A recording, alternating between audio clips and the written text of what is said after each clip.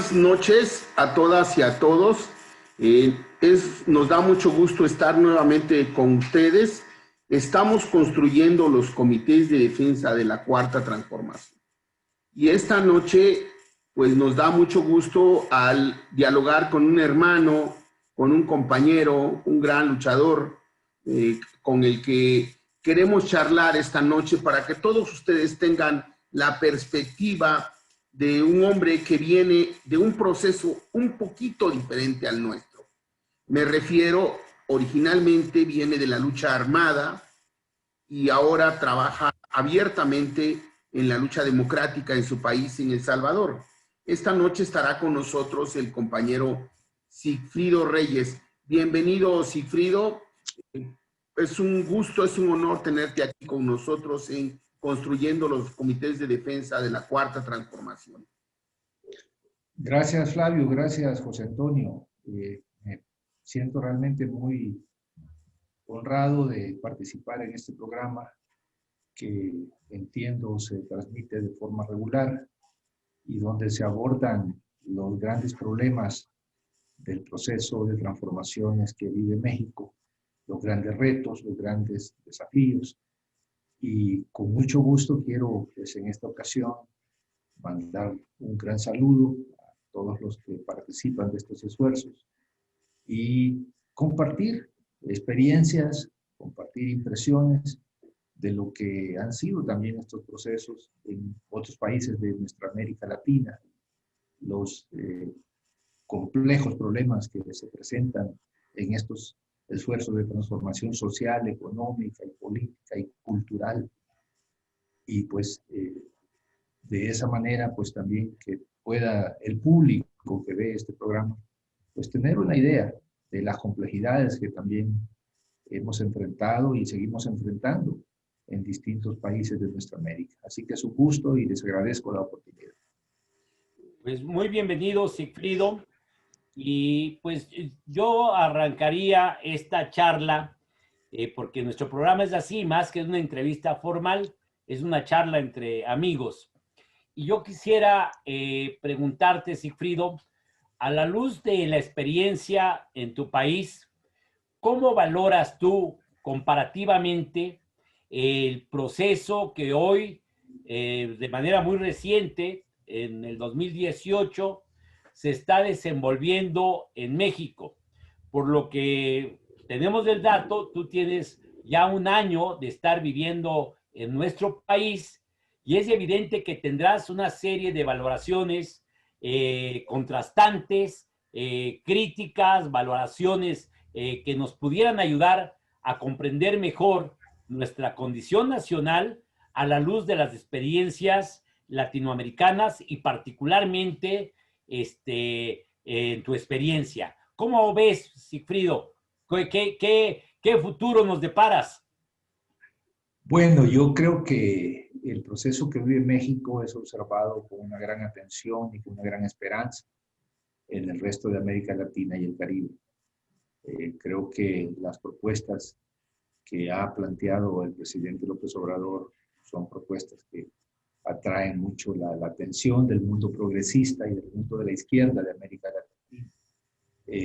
Nosotros, pues, creo que de una manera modesta, en lo que podemos contribuir es compartiendo la experiencia que hemos tenido, dado que el proceso mexicano, pues, es un proceso propio de los mexicanos y las mexicanas, y somos sumamente respetuosos de los, llamémosle, los distintos contenidos y objetivos. Es un asunto muy propio de los mexicanos y siempre respetamos, pues, esa soberanía y tratamos de no inmiscuirnos en asuntos muy propios de los mexicanos. Pero sí podemos hablar de la experiencia que hemos tenido. Yo veo que en América Latina se han dado procesos semejantes, de distintos orígenes. En algunos casos resultaron de procesos electorales donde emergieron líderes que pues de repente aparecieron en el radar, que no estaban precisamente dentro de la política tradicional. Puedo mencionar el caso del Ecuador, donde en el 2006 emerge una figura como Rafael Correa, que prácticamente logró aglutinar a amplios sectores progresistas, de izquierda, sectores de los trabajadores, de las mujeres, de los indígenas.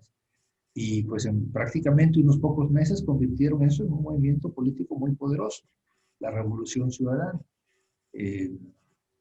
Antes de eso habían habido muchas luchas, por supuesto, habían habido muchos esfuerzos, pero no cristalizados.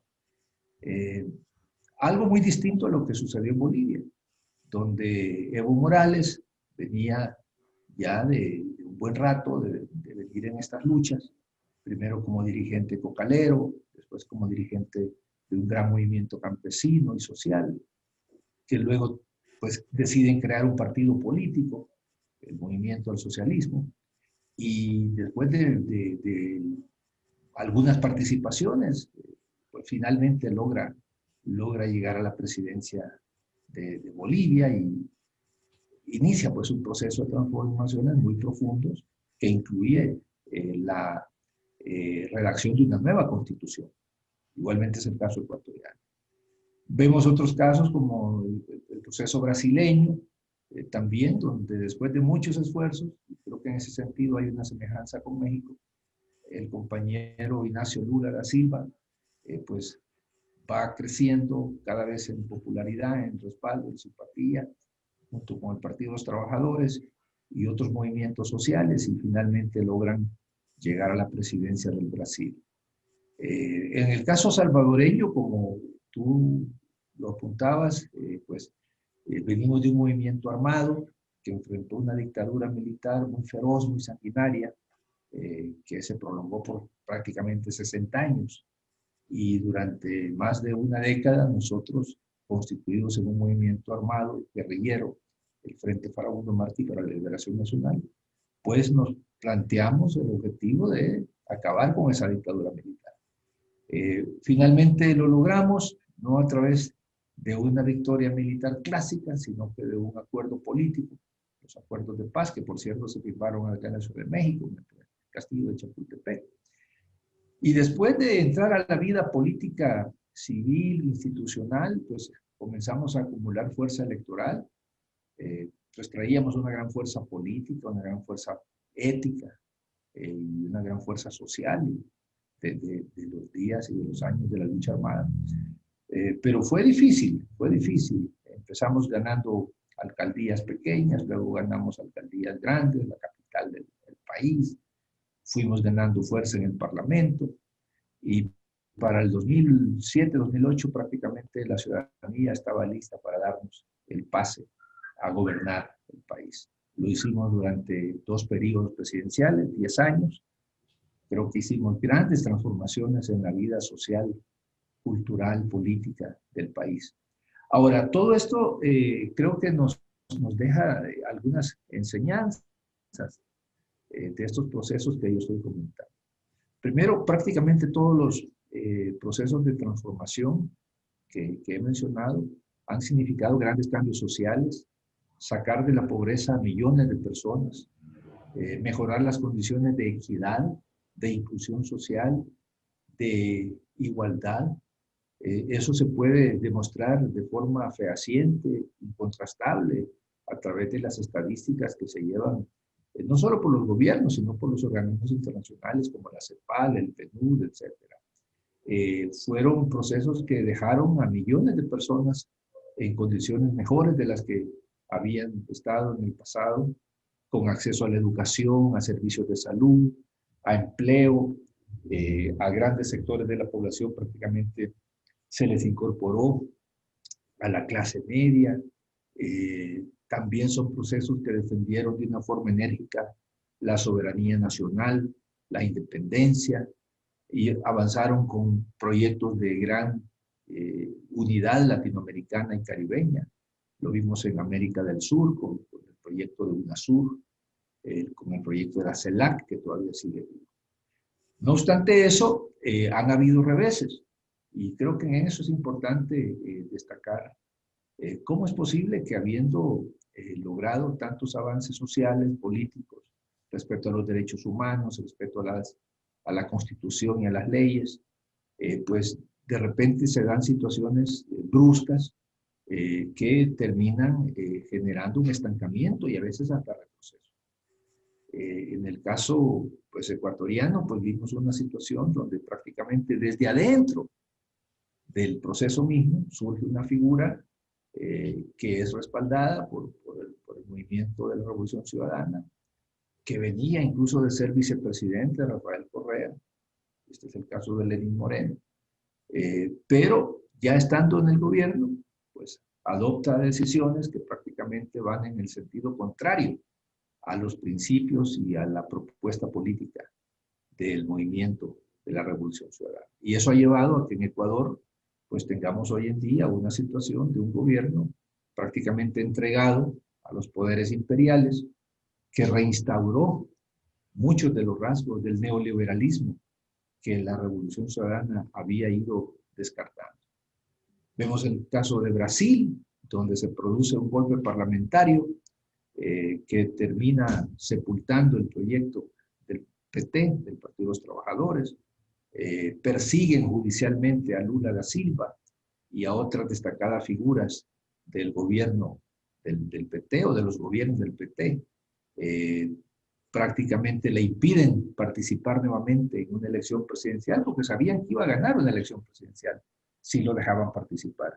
Al contrario, recurren a perseguirlo, a encarcelarlo, a privarlo de sus derechos y todavía se mantiene una situación donde aunque Lula está libre, pero las amenazas contra él y los juicios contra él no han desaparecido. Vemos a la situación en Bolivia, donde afortunadamente después de esa interrupción sangrienta y totalmente aberrante que se da contra el proceso boliviano el año pasado, el 10 de noviembre, pues los compañeros del MAS, a la cabeza con Evo Morales, logran recomponerse y en cuestión de menos de un año prácticamente han logrado retomar el control del gobierno boliviano.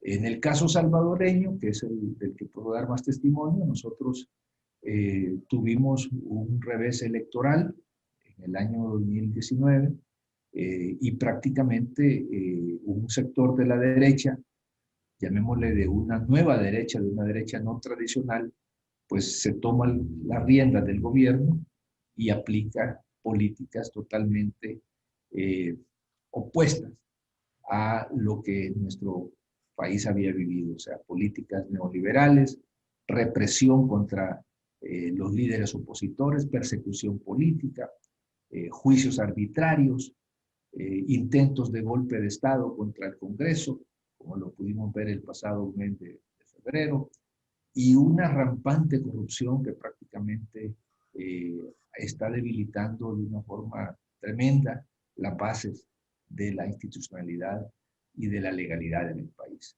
Es un proyecto de carácter neofascista, con rasgos totalmente populistas, pero en un sentido de una derecha extremista que no vacila en violar la Constitución, no vacila en perseguir a los opositores. De hecho, yo me encuentro acá en México como asilado político por la persecución que se desencadenó contra mi persona por parte del régimen de Nayib Bukele. En fin, son experiencias diversas. Ahora, ¿qué es lo importante en esto de sacar lecciones? Y es que, pues a pesar de que hemos hecho grandes logros y transformaciones en la vida de la gente, es muy importante y no podemos descuidar que a la gente no se le puede simplemente llegar y apoyar a través de programas sociales que mejoren su calidad de vida, su educación, su salud, sus condiciones de vivienda, de empleo, sus derechos.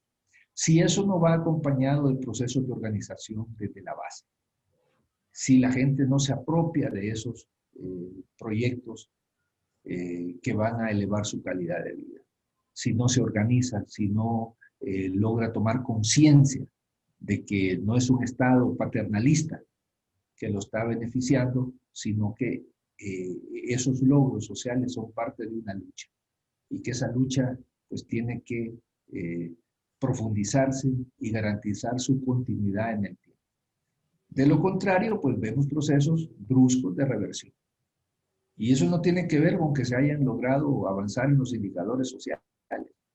Los indicadores sociales andan muy bien en la gestión de nuestros gobiernos, sino que tiene que ver más en la órbita de lo ideológico. Porque mientras los gobiernos de izquierda y los gobiernos progresistas hemos hecho hasta lo imposible por apoyar a la gente en sus demandas, en sus reivindicaciones, pues también los adversarios están trabajando sobre la cabeza de la gente y están operando sobre sus sentimientos, sobre sus percepciones, sobre sus formas de ver las cosas. Es una gran batalla. Es una gran batalla que no se gana solamente con programas sociales. Se debe de hacer un enorme esfuerzo por parte de los liderazgos políticos para que la gente se organice, para que vaya elevando su nivel de conciencia social y política. Sigfrido, ¿sí me escuchas?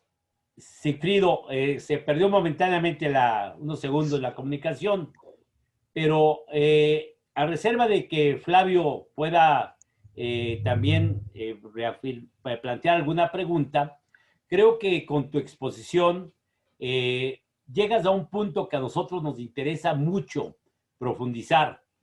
Es decir, estamos de acuerdo en que no son los indicadores económicos, no son las políticas de beneficio de alguna manera a los sectores populares lo que va a darle permanencia y continuidad a un esfuerzo de transformación, sino que tenemos que plantear la lucha en el terreno ideológico, en el terreno organizativo, en el terreno de las sociedades movilizadas. Hace 8 días pudimos platicar con el embajador de Bolivia en México y él ponía mucho énfasis en algo similar. Él decía que la elección del 2019 fue una elección donde hubo movilización electoral y hoy se pudo recuperar el poder porque atrás de la elección había una movilización social. La sociedad se involucró de manera más determinante para poder recuperar el poder en Bolivia. Pero si profundizáramos un tanto en estos temas, Sigfrido, ¿tú cuáles crees que podrían ser las claves fundamentales que no se deben de descuidar en estos procesos de construcción y fortalecimiento de una sociedad distinta a la que el neoliberalismo nos ha impuesto? ¿Me escuchan? Sí. Te escuchamos. Bueno, sí, creo que lo que hay que hacer en materia de transformación social, de apoyo a los pobres, de apoyo a los grupos marginados y excluidos, nunca se debe dejar de hacer. Creo que es una obligación ética, moral, política, de una fuerza de izquierda que llega al gobierno. Y digo al gobierno, no estoy hablando del poder, porque el poder es un asunto mucho más complejo. El poder tiene que ver con las fuerzas económicas, empresariales, mediáticas, tiene que ver con otros factores dentro del Estado, como es el sistema de justicia, como son las Fuerzas Armadas, como es el Parlamento mismo, el Congreso, los partidos políticos. También hay fuerzas externas que conspiran contra nuestros procesos y son parte de ese poder. Particularmente en los últimos tiempos hemos visto una política imperialista muy agresiva contra estos procesos de transformación, que han llevado pues, al punto de dar golpes de Estado, como el caso de Bolivia, o de propiciar la reversión de los procesos, como lo vivimos en El Salvador, o en el Ecuador, o en el Brasil. Algo parecido pues, se vivió en Argentina. Afortunadamente, después de 4 años, el movimiento político progresista de izquierda pues, ha logrado recuperar el gobierno. Entonces, ¿cuáles son las claves? Bueno, me parece que en primer lugar tiene que ser el entender que desde el gobierno, desde el aparato de Estado, si bien es muy importante y es fundamental impulsar esos programas sociales, esos programas que saquen a la gente de la pobreza, de la marginación, de la exclusión, es igual o más importante el propiciar condiciones para que la gente se organice. que se organice, que haga propios esos logros, esos programas, que los defienda, que los entienda no como un aporte paternal de un Estado benefactor, sino como parte de sus derechos. Y como parte de sus derechos los va a defender y va a pelear porque se profundice. Creo que esa es una lección que en el caso nuestro de El Salvador, pues la hemos aprendido. El otro aspecto importante es que un proceso de cambio se tiene que defender, y se tiene que defender entendiendo de que hay múltiples amenazas que no se pueden subestimar. Yo me adelantaba comentando todo lo que significa esta lucha ideológica por las ideas y las percepciones de la gente. Y es que, como dicen acá en México, pues los grupos tradicionales de poder hacen su chamba. Ellos están todos los días, y lo hemos visto en América Latina, siempre conspirando para abortar estos procesos de transformación. Y para eso tienen los grandes medios de comunicación, generalmente a su lado. Tienen a sus intelectuales orgánicos, que todos los días están escribiendo artículos, generando opinión pública, realizando debates, así como estamos nosotros ahora. Tienen pues a sus llamados tanques de pensamiento, tienen a sus universidades, a sus institutos, a sus fundaciones, que todos los días están también en el esfuerzo de socavar los procesos de transformación. Entonces, la batalla ideológica, la batalla de las percepciones, no se puede descuidar. O sea, no basta con hacer las cosas bien. Hay que hacerlas bien, pero comunicarlas, y comunicarlas bien, para que el pueblo, en todo lo que es un país, pues tome nota de los esfuerzos que hace un gobierno y cómo pues estos esfuerzos le van a elevar su calidad de vida. Yo, en tal sentido, partiendo de la experiencia de mi país en los procesos, creo que nosotros, a pesar de haber encaminado todas estas políticas a favor de la gente, pero no se comunicaron bien. Y creo que había como un concepto equivocado en relación a lo que es la austeridad. Porque se decía, no hay que darle mucha publicidad porque eso significa gastos. Y estamos en una política de austeridad.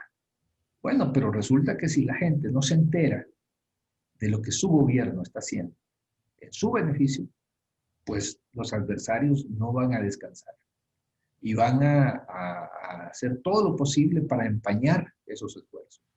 Y te van a señalar de que está robando el dinero, que hay corrupción de por medio, de tal forma que se le quite legitimidad al gobernante y a sus esfuerzos por cambiar la vida de la gente. Le van a decir, sí, te están dando esto, pero se están robando la mayor parte. Y cosas así por el estilo. El otro aspecto importante que yo veo es que se tienen que consolidar y trabajar otros factores del poder dentro del Estado. En el caso nuestro, pues en el caso brasileño, creo de manera fundamental, en el caso argentino en alguna medida, los aparatos de justicia siguieron siempre en manos de los grupos tradicionales. Y desde los aparatos de justicia, desde las fiscalías, de las Cortes Supremas, desde los tribunales, se empezó a perseguir a los líderes de la izquierda, a los líderes que encabezábamos este proceso. Y así fue como termina Lula preso, termina Cristina Fernández con cerca de una docena de acusaciones perversas, igual su vicepresidente, Amado Guadú. Vemos el caso ecuatoriano, donde prácticamente contra el expresidente Correa han levantado cerca de 25 casos de persecución, y de una manera acelerada por una necesidad electoral de la derecha, lo inhabilitan a través de un juicio totalmente arbitrario, festinado, perverso, y lo condenan a 8 años de prisión, ¿verdad? Y la acusación que le hacen, pueden ustedes imaginar, es que él tuvo un influjo psíquico sobre otras personas para que estas personas supuestamente cometieran un delito. O sea, no tienen ninguna prueba, no tienen ningún elemento material, sino que se inventaron una figura delictiva inexistente, el influjo psíquico. O sea que a través de mi psiquis, yo logré influir en tu psiquis para que tú hicieras algo indebido. Sí. En el caso de El Salvador, pues desde que yo era presidente del Congreso en mi país, pues era de las figuras más connotadas en cuanto a la dirección del proceso de cambios, pero la derecha me ubicó como un objetivo a perseguir y a neutralizar. ¿Qué quiero decir con eso? Que no podemos descuidar factores muy importantes que de una manera u otra terminan desestabilizando y eventualmente haciendo retroceder estos procesos. Vimos el caso reciente en Bolivia. El ejército, las Fuerzas Armadas, la Policía Nacional Boliviana, prestándose a un golpe de Estado. Probablemente en el periodo, los periodos que gobernó Evo Morales, no fue suficiente la atención que le pusieron a estos factores de poder. Y por lo tanto, esos descuidos terminaron pagándose muy caro, porque son aparatos de poder que de una u otra manera siguen bajo la influencia de las viejas élites, de las viejas clases dominantes y por supuesto de los poderes imperiales. Yo creo que son claves para la izquierda. Recientemente, quiero comentarles, acá en México, hemos trabajado junto con otros camaradas exiliados de Bolivia, del Ecuador, sobre estas experiencias y hemos presentado un libro recientemente que se llama Construir el poder transformador. Ese poder transformador no puede ser solo el Estado, no puede ser solo el gobierno. Tiene que ser la gente organizada, tiene que ser la gente concientizada. De lo contrario, los riesgos que enfrenta cada proceso son tremendamente altos, porque hay muchos enemigos. Es que se tocan intereses muy sensibles. Al tocar los intereses de las clases dominantes tradicionales, pues se generan reacciones. Sigfrido, Las vemos a través. yo quisiera Adelante, José. hacerte una pregunta precisamente en ese aspecto, mientras mi amigo Flavio Sosa formula su pregunta. Normalmente nos toca una y una, pero veo que hoy traemos un poquito a un proceso de meditación profunda. Pero yo te quería preguntar lo siguiente. Mira, creo que el esquema básico está muy bien formulado. Por una parte, una cosa es llegar al gobierno, pero otra cosa es tener el poder del Estado. Por otra parte, hay claves fundamentales del poder, los grandes medios de difusión que permanentemente van a golpear a los poderes emergentes. Está el asunto de los grandes centros de poder económico, está el poder judicial y las fuerzas tradicionales del Estado como elementos que van a estar ahí al acecho, dijéramos, si no somos capaces de generar políticas de contención y de contrarrestar esa incidencia. Y además tú has dicho una cosa que yo la verdad me sorprende cuando dices que aparte de todos estos elementos estuvo un error interesante, grave, de una mala aplicación de las políticas de austeridad que, de acuerdo con lo que tú nos dices, llevó propiamente a anularnos mediáticamente, a generar condiciones de inmovilización en cuanto a la transmisión permanentemente de información. Nosotros, por cierto, no estamos invirtiendo mucho en México, yo creo, pero esta idea del presidente de las conferencias mañaneras creo que es una aportación a un vínculo permanente de comunicación. Pero has dicho una cosa que me parece que ahí está una clave muy relevante, que es el asunto de la movilización permanente de la sociedad acompañando los procesos de transformación. Nosotros en México habrás observado que el partido en el gobierno pasó por una etapa de inmovilización, ¿sí? O por lo menos era la crítica que hacíamos muchos militantes. Morena no se mueve, no se activa. Tú, en tu experiencia, no solo de tu país, de El Salvador, sino latinoamericana, ¿de dónde crees que puede surgir el motor fundamental de movilización de organización y de actividad crítica, ¿sí? En la lógica de procesar y de perfeccionar nuestros modelos, ¿de dónde debiera de surgir? ¿Del gobierno? ¿Del partido? ¿O desde la propia sociedad? ¿O a partir de los movimientos sociales organizados?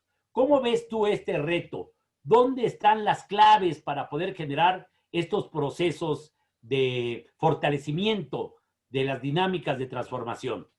Creo, Sigfrido, creo que el día de hoy estoy siendo víctima de un viejo vicio de la izquierda donde un compañero quiere hablar y el otro le arrebata la palabra y entonces aquí,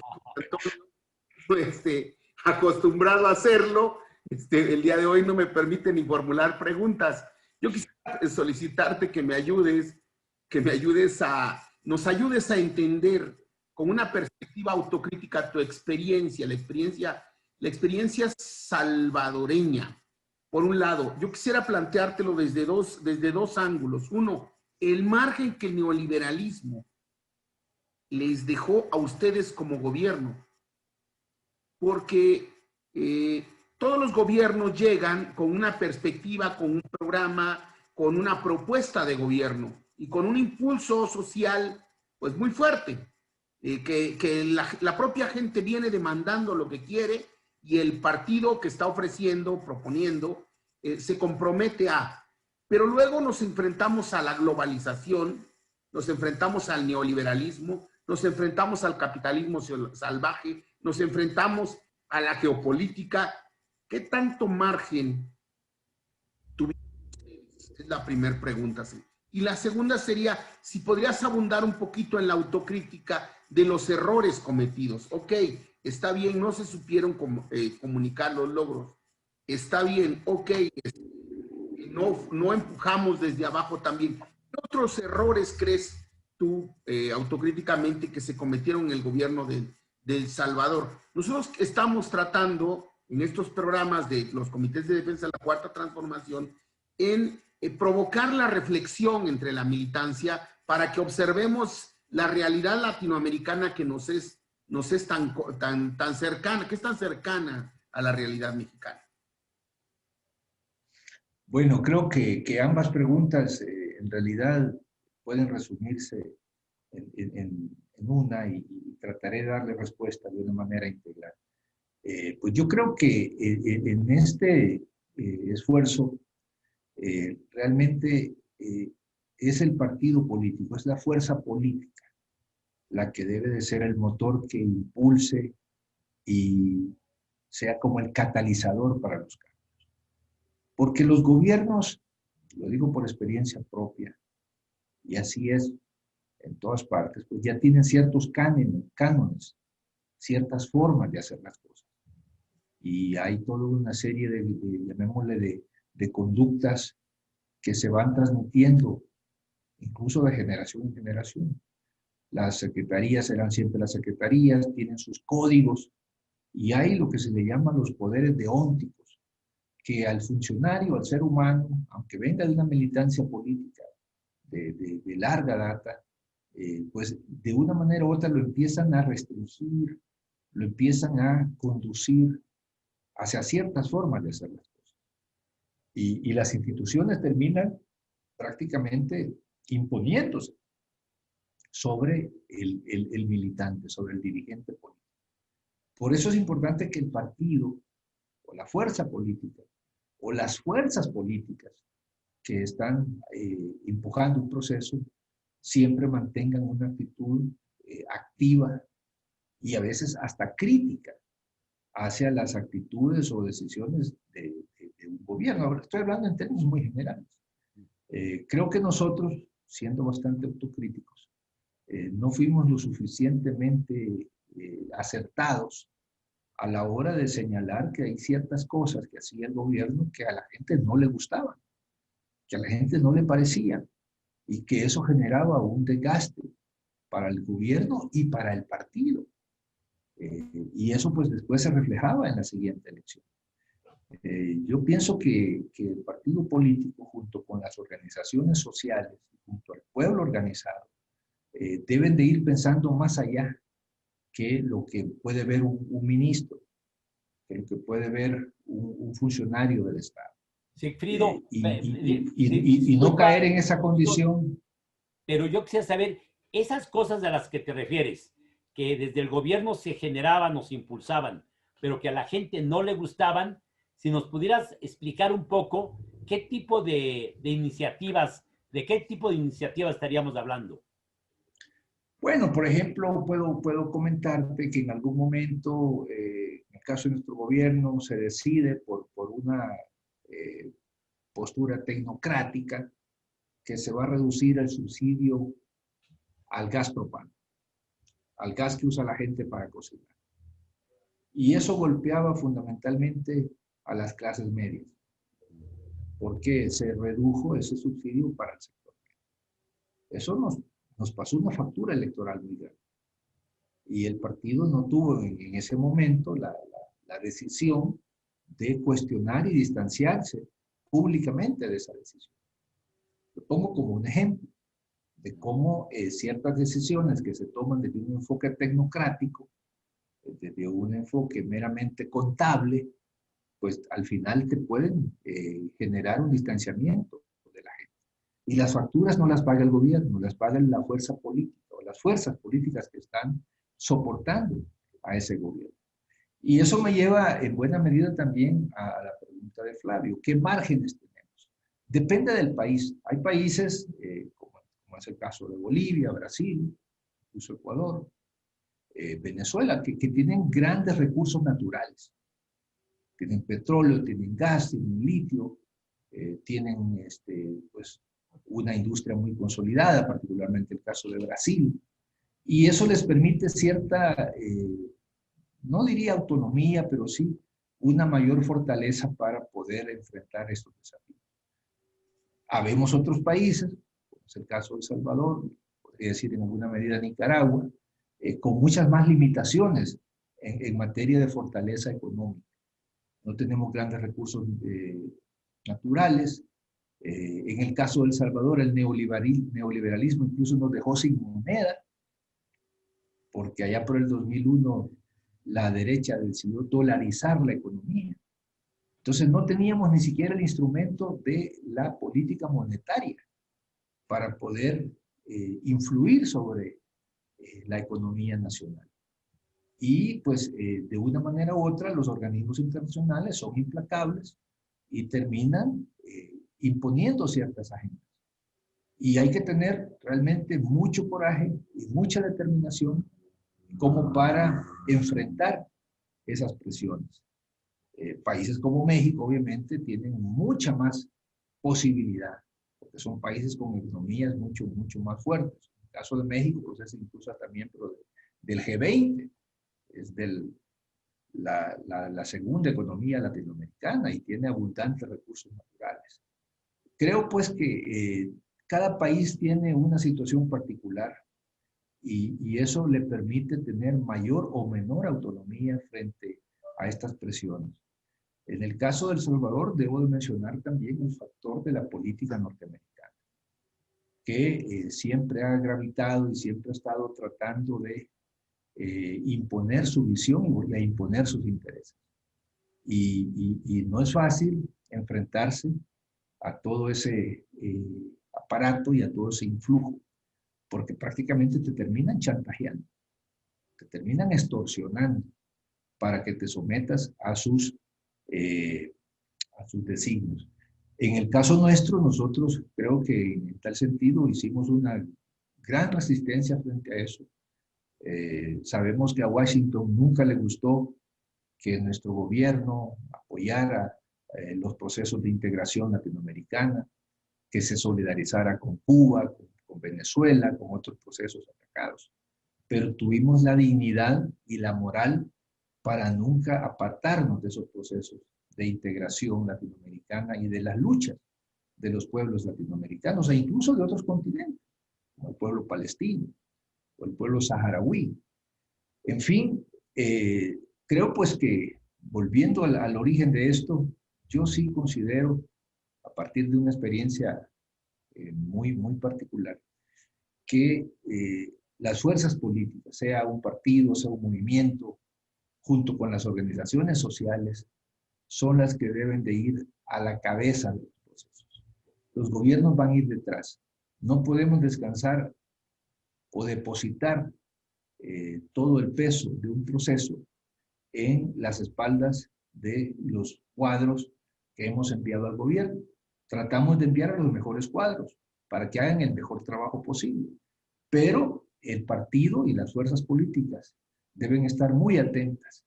Y cuando deba de haber una postura crítica, no hay que vacilar en asumir una postura crítica. De lo contrario, los costos pueden ser muy altos. Sigfrido, perdón, abundando sobre este tema que nos parece importantísimo para nosotros, para tener la perspectiva cercana de un país hermano, de un país con el cual tenemos muchas similitudes, porque si bien es cierto que nosotros tenemos aparentemente otros niveles de desarrollo, y digo aparentemente porque la realidad es brutal, ¿eh? No, nosotros somos Centroamérica, México es Centroamérica, en mucho.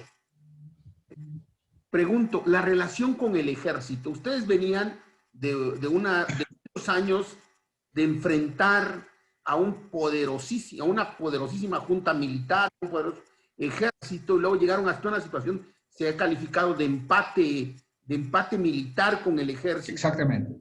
Sí. Posteriormente se dio el salto, ¿no? Se da el salto.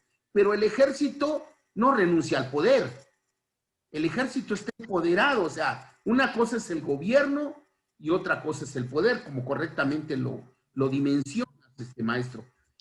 ¿Cuál fue la relación, cómo es la relación de un gobierno, de un incipiente gobierno democrático con una estructura militar tan poderosa como es el ejército? Es una excelente pregunta, y no tiene una respuesta única. Quiero decirte desde que, incluso estando en la oposición, nosotros cultivábamos buenas relaciones con sectores militares, fundamentalmente militares en retiro, oficiales en retiro, que reconocían que el ejército había sido un instrumento de los grupos oligárquicos y que como tal lo habían utilizado para reprimir al pueblo, para garantizar los privilegios de estos grupos oligárquicos. Y eso le había causado al ejército y a las Fuerzas Armadas en general un tremendo desprestigio y un gran desgaste. Cuando llegamos al gobierno, pues manejar la relación con las Fuerzas Armadas fue algo muy complejo, porque nosotros no veníamos de estar distanciados del ejército, veníamos de una guerra, donde ellos eran el enemigo militar y nosotros éramos su enemigo militar, o sea, nos matábamos, literalmente.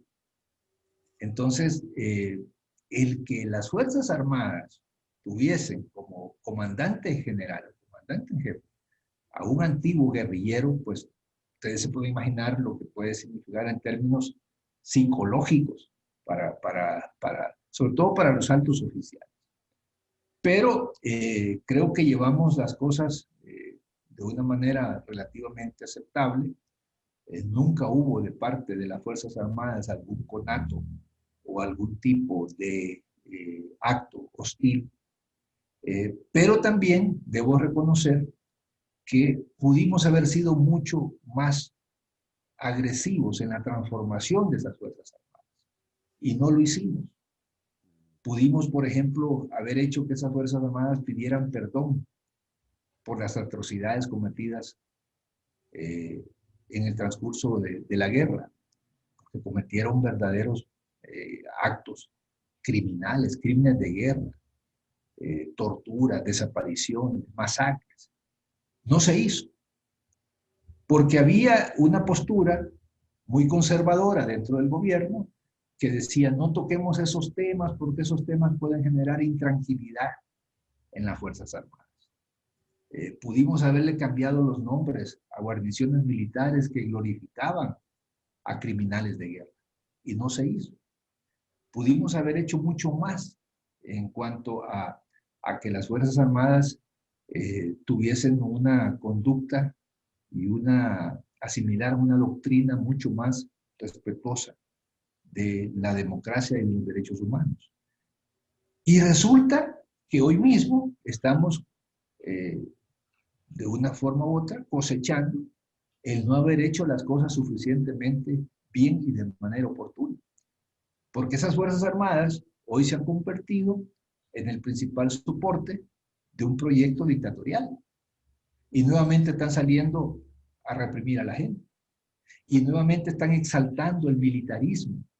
Y están exaltando a esos valores tradicionales de una Fuerza Armada de carácter clasista oligárquico. Me parece pues que el no haber hecho las cosas a tiempo y haber avanzado de una forma más decidida y más valiente, pues también termina pasando una factura. Quiero comentarles, yo conversaba a veces con oficiales militares y me decían, pero es que nosotros esperamos un gobierno que sea más decidido, que tenga mucha más convicción de avanzar. O sea que en las mismas filas militares habían grupos que externaban su malestar por la postura conservadora de un gobierno de izquierda. Pero siempre había alguien que le susurraba al presidente, no haga esto, no dé ese paso porque va a generar intranquilidad, necesitamos estabilidad. Entonces, ese propósito de tener la estabilidad a cualquier costo, al final de cuentas también te termina desgastando y los costos se pueden ver muy pronto. Nosotros lo estamos viviendo, estamos en una regresión autoritaria donde las Fuerzas Armadas se convierten en el puntal de una neodictadura de carácter fascista y de un sentido tremendamente autoritario. Sigfrido, tocas un aspecto que la verdad tiene una gran complejidad, porque la verdad que en la conducción de un gobierno de renovación siempre va a haber puntos de vista encontrados y siempre va a tener uno una contraparte. Por ejemplo, ¿qué peso debe de tener en un gobierno las fuerzas empresariales que en muchas ocasiones son claramente conservadoras, pero que sin embargo, por táctica de ellos mismos, se pueden volver aliados del gobierno emergente? Ahí siempre hay como una discusión que no es fácil solventar.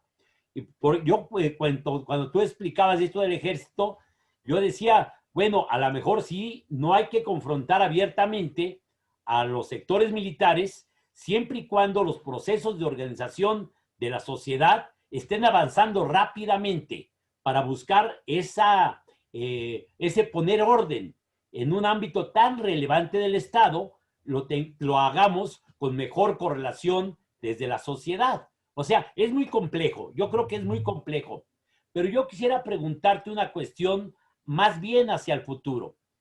Nosotros pudimos observar, y hace 8 días decía yo, el embajador de Bolivia en México nos lo señalaba, en cuanto a cómo el impacto del golpe de Estado disfrazado que se da en Bolivia genera un estado de ánimo de la sociedad porque pierden condiciones de vida, porque vuelven condiciones de racismo, por muchos efectos que se vuelven a poner a la orden del día y la sociedad tiene una respuesta y esa respuesta es abrir nuevamente el vínculo y la unidad de acción con los sectores políticos progresistas. En El Salvador, ¿qué está pasando en este momento? Ayúdanos a entender.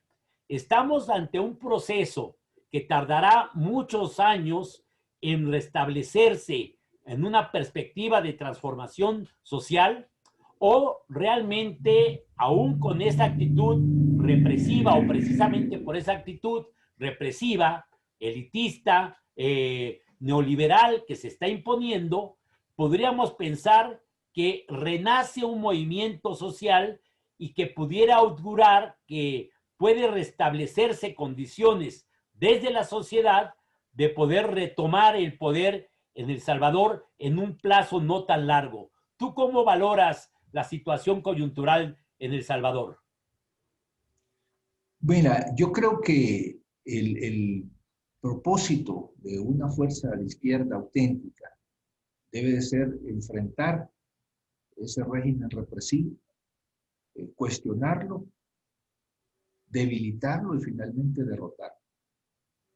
Eso pasa por varios aspectos. Primero, un rearme moral, un rearme ético de la fuerza de izquierda.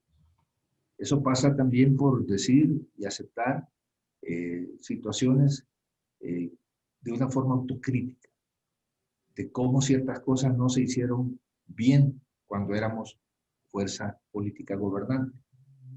Y decírselo al pueblo y plantearlo de esa forma, honesta, sincera, para tener nuevamente ese respaldo y esa confianza de los sectores mayoritarios de la población. Pasa también porque la gente nos vea decididos, porque la gente no nos vea en un sentido claudicante o buscando de alguna manera pasar la tormenta. Al contrario, una fuerza de izquierda digna tiene que enfrentarse a esas fuerzas oscurantistas y represivas, cuestionarlas, desenmascararlas, encararles su corrupción, encararles su falta de respeto a los valores democráticos, a los valores y principios de una constitución, al irrespeto a los derechos humanos. Entonces tiene que vernos, la gente tiene que vernos en un sentido de ser una fuerza que está en la batalla, que no se ha replegado, que no tiene miedo. Yo creo que es un aspecto moral y psicológico muy importante. Pues nadie va a seguir a alguien que demuestra temor, a alguien que demuestra sometimiento o subordinación. Si nosotros logramos resolver bien esos desafíos y además logramos reconectarnos con el pueblo a través de los diversos mecanismos que hoy se disponen para la comunicación con la gente. Ya no simplemente el periódico escrito, el programa radial, el programa televisivo, sino usando todos los recursos que la tecnología moderna nos pone a la disposición. Todas las redes sociales, todas las posibilidades que nos da la tecnología de telecomunicaciones en estos días. Las fuerzas de izquierda, las fuerzas progresistas, no pueden ignorar que hoy la batalla por las mentes de las personas se está dando en otros ámbitos, no solamente en los ámbitos tradicionales. No significa que los tradicionales ya se volvieron irrelevantes, pero ciertamente han perdido peso y han ganado más terreno otros mecanismos de interacción y comunicación que la izquierda tiene que dominar. Hemos visto cómo las fuerzas de la derecha extrema han ganado campañas utilizando esos recursos para desinformar, para confundir, para manipular. Lo vimos en la elección del 2016 en Estados Unidos con Trump. Lo vimos en la elección de Bolsonaro en Brasil. Nosotros lo vimos particularmente en El Salvador en la elección del año pasado con este fulano, este tipo Bukele. Logran tener una enorme influencia sobre sectores de la población, particularmente jóvenes, a los cuales desinforman, manipulan, los inducen a aceptar las noticias falsas, la difamación, la calumnia, y de repente pues están votando por ellos. Yo creo que ese terreno de la batalla no lo debemos descuidar. Esto funciona y es válido para El Salvador, pero es válido para cualquier país de nuestra América.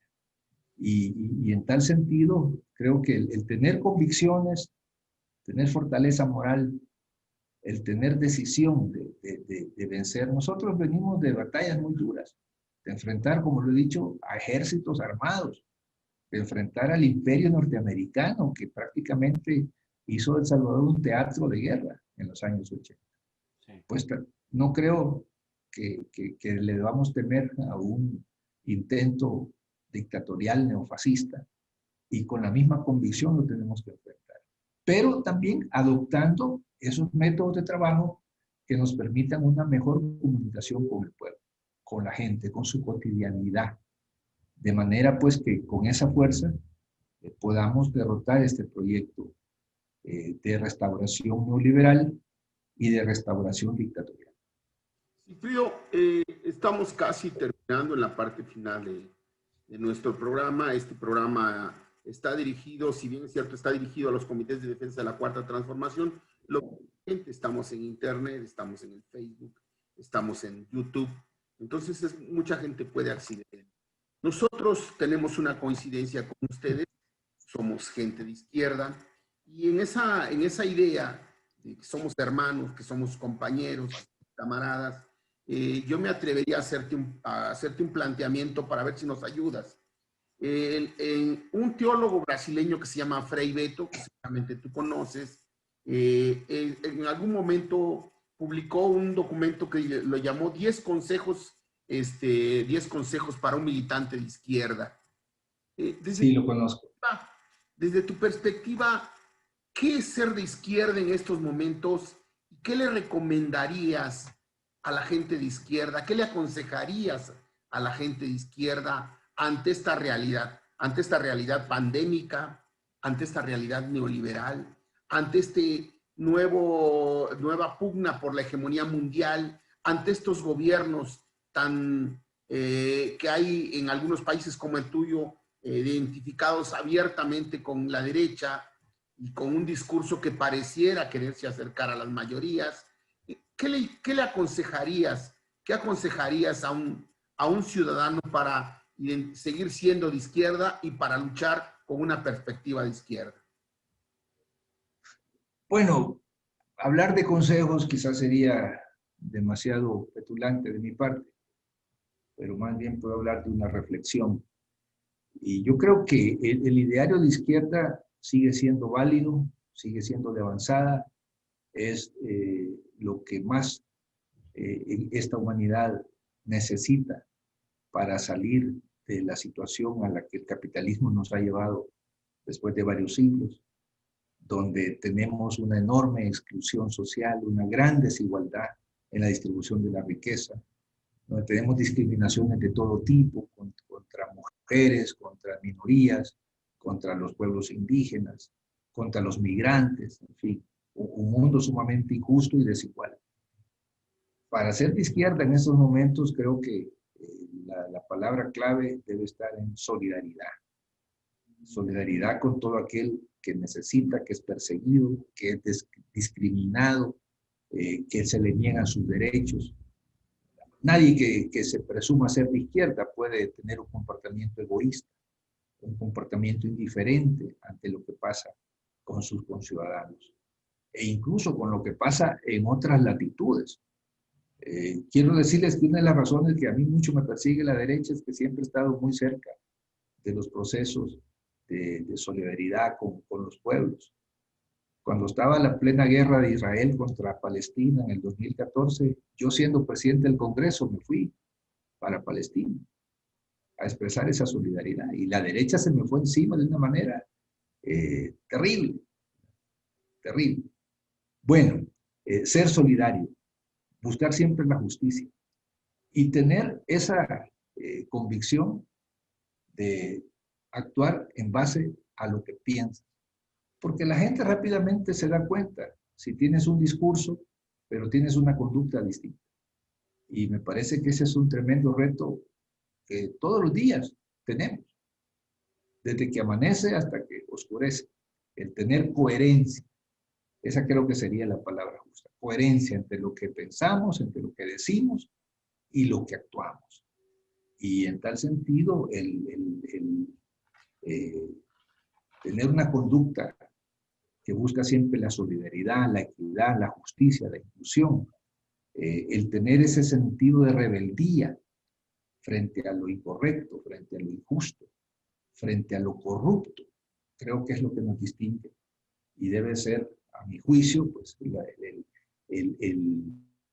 el código de conducta de un hombre, de una mujer, de un joven de izquierda en estos días.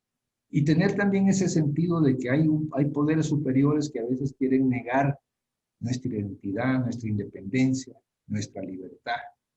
Y no se puede pensar en que vamos a transformar El Salvador, o el Ecuador, o Bolivia, o Venezuela, o Colombia, en un sentido aislado. Todas nuestras luchas están conectadas.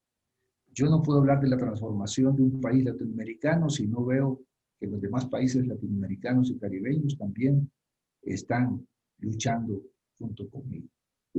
Que nuestros proyectos no pueden ser aislados. No hay autarquía, mucho menos en el mundo globalizado de estos tiempos. No puede haber luchas en solitario y cualquier situación que afecte, que dañe, que perjudique los procesos en nuestros países hermanos, pues también es un atentado contra nosotros. Y que hay una fuerza imperialista que está presente y que está siempre conspirando y socavando nuestros procesos. A veces de manera muy encubierta, a veces de una forma que violenta nuestra soberanía y apenas lo percibimos. Y en otras ocasiones, pues de una manera muy grotesca, muy burda.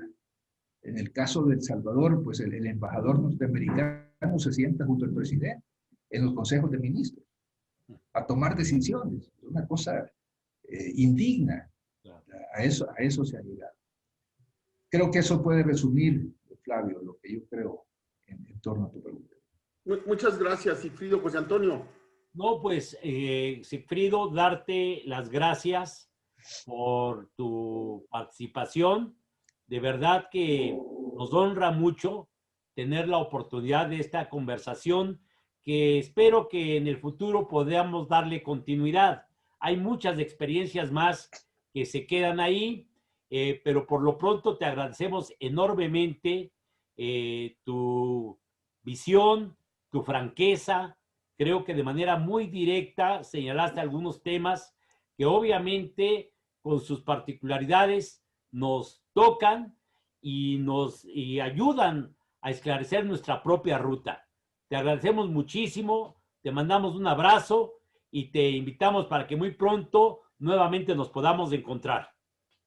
Muchas gracias. Pues soy yo el más agradecido con ustedes, José Antonio, Flavio, y espero que las ideas que he compartido, las experiencias, pues les ayuden a comprender mejor qué es lo que ha pasado en sus vecinos al sur de la frontera de México.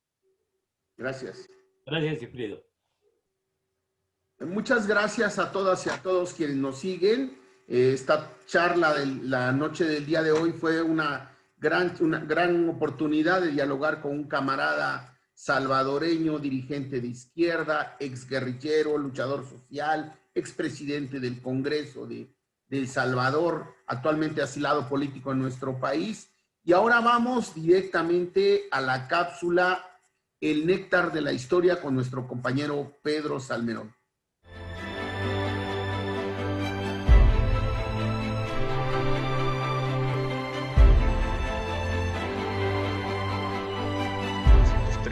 Después de ganar 3 batallas espectaculares, la División del Norte ocupó la ciudad de Chihuahua.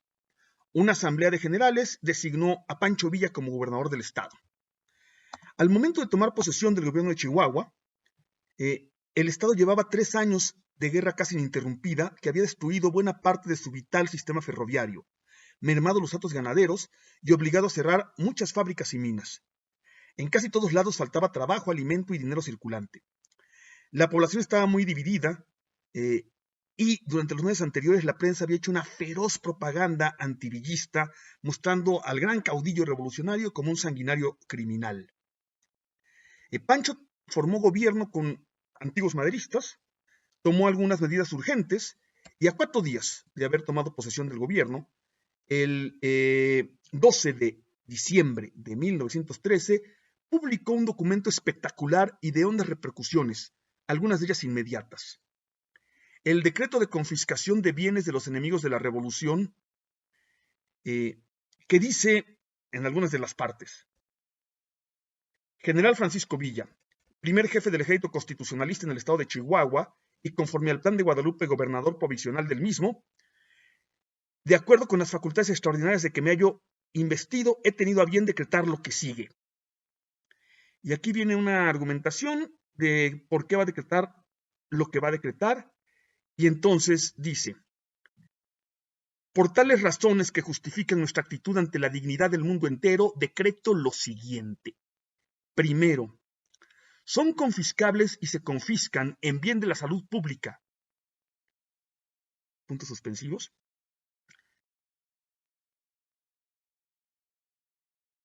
todos los bienes muebles e inmuebles y documentaciones de todas clases pertenecientes a los individuos Luis Terrazas e hijos, hermanos Krill, hermanos Falomir, etcétera, aquí hasta 17, y todos los familiares de ellos y demás cómplices que con ellos se hubieran mezclado en los negocios sucios y en las fraudulentas combinaciones que en otro tiempo se llamaron políticas. Segundo, una ley reglamentaria que se dictará al triunfo de nuestra causa determinará lo relativo a la equitativa distribución de esos bienes, pensionando primeramente a las viudas y huérfanos de los soldados de la Revolución. ¿Sí? Tercero, todos los bienes confiscados serán administrados por el Banco del Estado, quien llevará cuenta minuciosa, correctamente documentada de los ingresos y egresos que hubiere por tal motivo. Dado en mi Palacio de Gobierno a los 12 días del mes de diciembre de 1913. General Francisco Villa, gobernador militar del Estado. Silvestre Terrazas, secretario. Firman. Aquí en este decreto está expuesta la política agraria del villismo.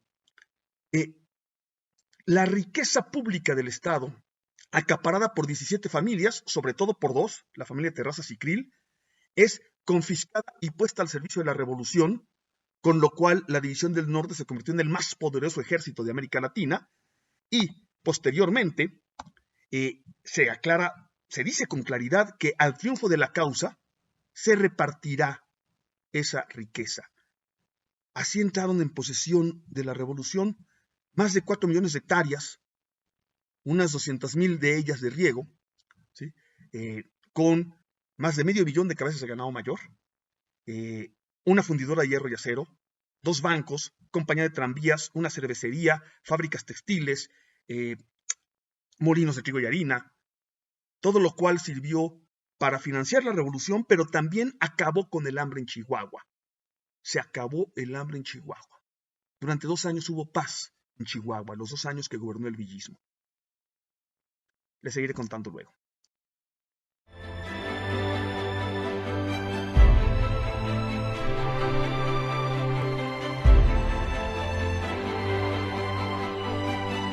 Muchas gracias y les decimos hasta la próxima semana, José Antonio. Pues les agradecemos muchísimo la atención a nuestro programa del día de hoy. Les recordamos que vamos a seguir entrevistando a liderazgos, a militantes, a gente comprometida con la transformación de nuestra América, de nuestra patria grande. Y hay experiencias de enorme valor para nosotros los mexicanos que van a enriquecer nuestra experiencia y nuestra capacidad de sortear problemas, como lo hemos visto esta noche, que al margen de las matices son muy semejantes en la esencia. Les agradecemos su participación, su visión, su atención del día de hoy, y no se les olvide que dentro de 8 días a las 8 de la noche tenemos una cita por este mismo medio. Construyendo los comités de defensa de la Cuarta Transformación.